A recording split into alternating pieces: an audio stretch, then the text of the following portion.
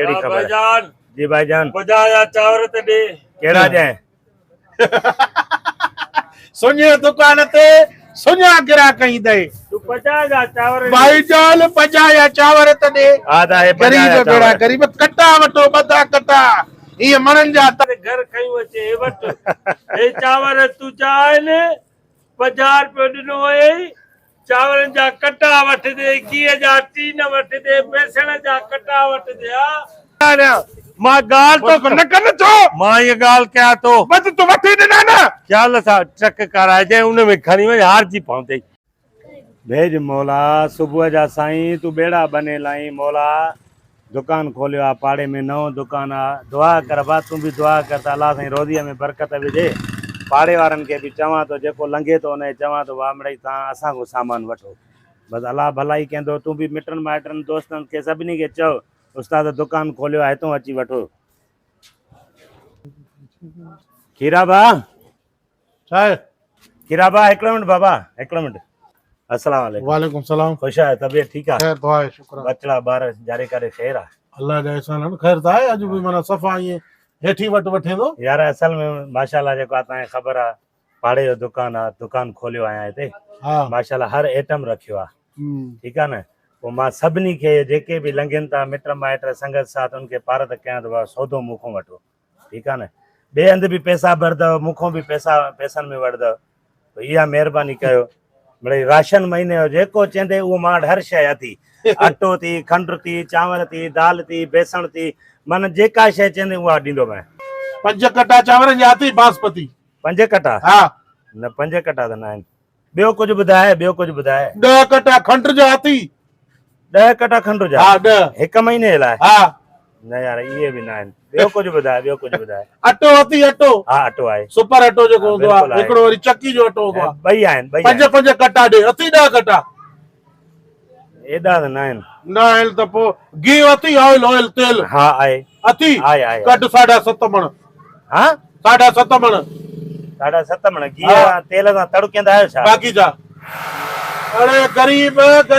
तुम्हारे दुकान में एतिरो सौदो ही कोने जेतिरो मुंहिंजे घर जा भाती सौदो खाईंदा आहिनि दाल अती गाड़ी मुगल ॿियो कुझु ॿुधाए हा दाल आहे दाल अती आहे। ॾह कट्टा कट पर न एतिरो सौदो कोन्हे को मूंखे कहिड़ी ख़बर आहे भाईजान जी भाईजान बुझाया चावर ते दे कहिड़ा जाए सुनिए दुकान ते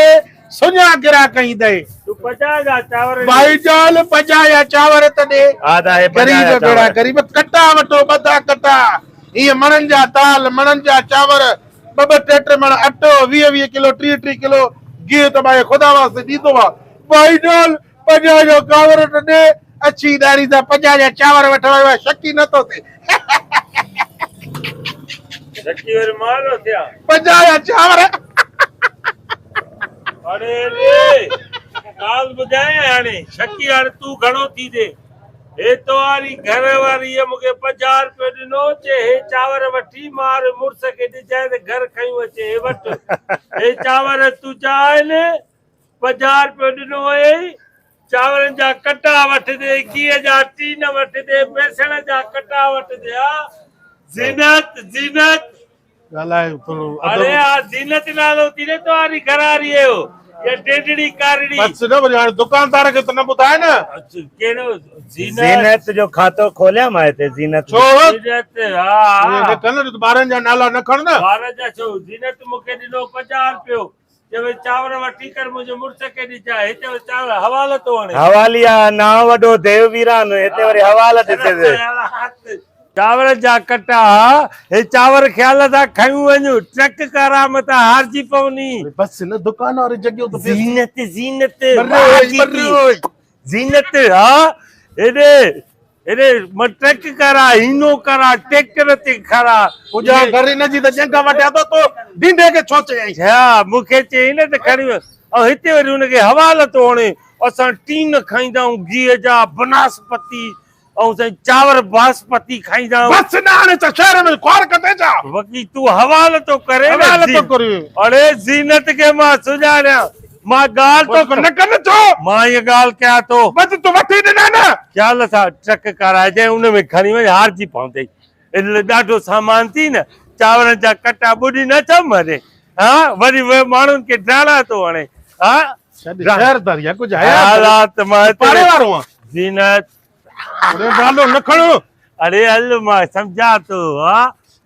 मां ट्रक कराए जाए ट्रैक्टर कराए जाए को गॾे गाॾो कराए जाए उन ते खणी वञ माण्हू ॿुधनि था गंजा छाते छेतिरो थिएवा मंजूर ज़ीनत ज़ीनत न कर हाँ ज़ीनत जीनत सब चओ ज़ीनत ज़ीनत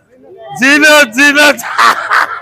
मां चवाई तो पछताईंदो मांखे ख्वार न कर हाँ अरे पर मांखे धक लॻंदो ई जीनत जीनत मां हिन ताईं पुॼा तोखे चई छो हाँ ख़बर आहे अला बर्फ त ॾे ज़ीनत लाइ बर्फ ॾेस कूलर में बर्फ विझी यार इनखे त परे कयो यार चाहे ज़ीनत ज़ीनत ख्याल सां मथां ऑटो हारजी पवे हे ट्रैक्टर बीठो थी हिन में खणी वञो हवाल ॾिसे माण्हू जा हवाल ॾिसे गीह जा टीन खाईंदा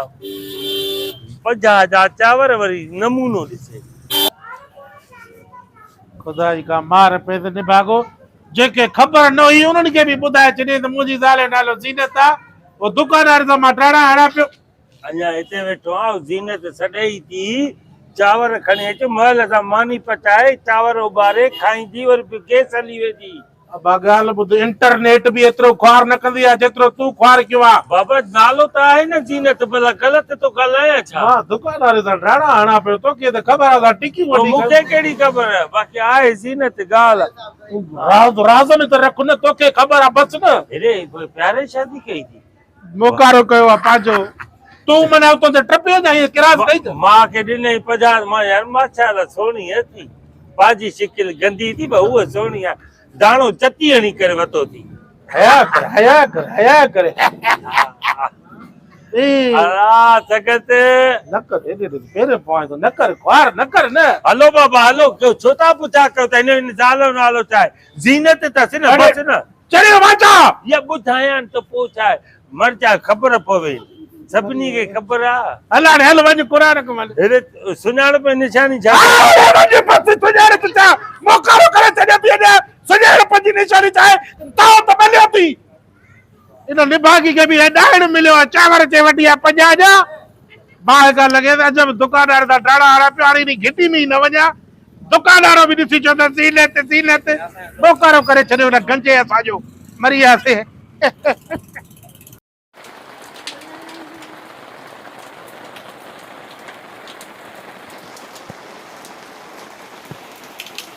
अस्सलाम वालेकुम दोस्तों, जैसे कि ये मेरा घर है, आप देख रहे हो कि ये बारिश चल रही है और लोग कहते हैं कि भाई आप आर्टिस्ट हो, यूट्यूबर हो और आपके पास बहुत बड़े पैसे हैं, आपकी जो यूट्यूब की इनकम है वो बहुत बड़ी इनकम है। मेरे भाई मेरे यूट्यूब की अल्हम्दुलिल्लाह जो इनकम है वो तकरीबन 30,000 है। तो इस महंगाई में 30,000 क्या माना रखते हैं, ये मेरे घर का हाल है। अब देखो ये बारिश चल रही है और मेरे किचन में छत भी नहीं है। देखो